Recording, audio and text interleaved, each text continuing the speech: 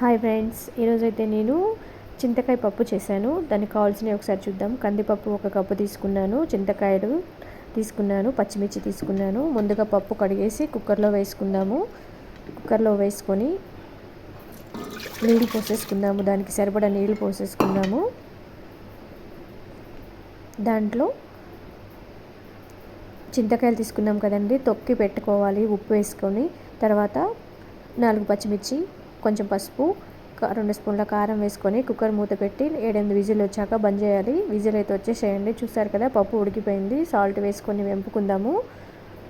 ఇలా వెంపుకున్న తర్వాత గిన్నె పెట్టేసి పొయ్యి మీద నూనె వేసుకొని 2 మిరపకాయలు వేసేసుకొని ఫ్రై చేసుకుందాము. ఇప్పుడు తాలింపు గింజలు ఫ్రై అయిపోయాక ఎల్లిపాయలు దంచుకొని తీసుకొని ఫ్రై చేసుకోవాలి. అవి కూడా ఇప్పుడు కొంచెం కరివేపాకు వేసుకొని ఫ్రై చేసుకున్న తర్వాత కొత్తిమీర వేసుకొని ఫ్రై చేసుకోవాలి. చూసారు కదా, మొత్తం ఫ్రై అయిపోయాక వెంపుకున్న పప్పు వేసేసుకొని ఒక 2 మినిట్స్ తర్వాత స్టవ్ ఆఫ్ చేసేసుకొని మూత పెట్టేసుకుందాము. ఓకే, పప్పు రెడీ.